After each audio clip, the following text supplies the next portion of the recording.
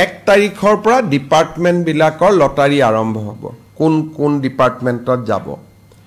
in the mean time প্ৰাথমিক শিক্ষকৰ result এটা দিব বাকি আছে গতিকে অক্টোবৰৰ ভিতৰত প্ৰাথমিক শিক্ষকৰ 5000 পোষ্টৰ ৰিজাল্টটো হ'ব গতিকে মই ভাবো যে নৱেম্বৰ মাহত আমি নিযুক্তি বিলাক দিব পাৰিম গতিকে ইয়াত নিযুক্তি 2-3টা প্ৰক্ৰিয়া আছে প্ৰথম এডিআৰই ৰিজাল্টটোক আমি ডিপাৰ্টমেণ্টক দিব লাগিব ডিপাৰ্টমেণ্টে আকৌ পোষ্ট চাই পোষ্টিং অৰ্ডাৰ বনাব লাগিব গতিকে প্ৰায় 15 দিন আমাক সময় লাগে এইকেইটা দিন অসমৰ পৰিবেশৰ কাৰণে কোনেও অফিসত কাম কৰিব finally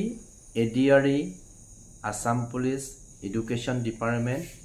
DME technical and non technical এক্সামসমূহ ক্লিয়াৰ কৰি ৰখা কেণ্ডিডেটসকলৰ কাৰণে গুড নিউজ আহিলে আজি অসমৰ মুখ্যমন্ত্ৰী তথা dynamic chief minister of Assam অৰ্থাৎ ডক্টৰ হিমন্ত বিশ্ব শৰ্মাই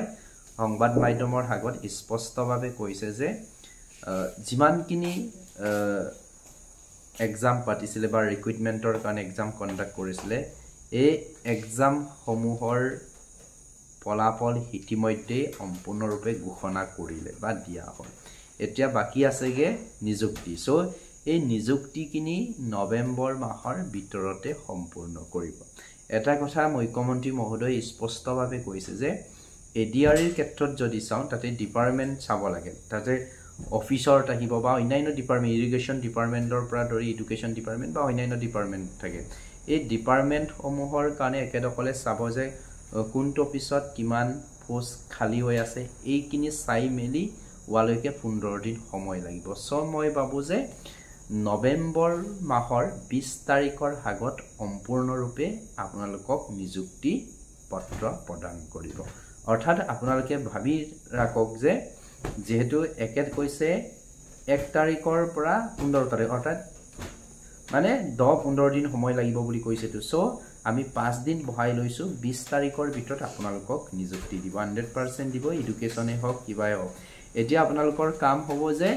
আপোনালোকে ডকুমেন্টছ কিনি ৰেডি কৰিছে নে নাই যেহেতু এপইন্টমেন্ট পোৱাৰ পাছতে সময় দিব আপোনালোকক 5 দিন বা 4 দিন সময় দিয়ে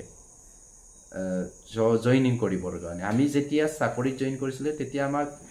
এক সপ্তাহ দিছিলে কিন্তু আমি 20 দিনাকনে বা 2 দিনৰ ভিতৰতে জয়েন কৰিছিল আৰু এটা কথা মনত ৰাখিব দেই যিমান সোনকালে জয়েন কৰিব হিমানে আপোনালোকে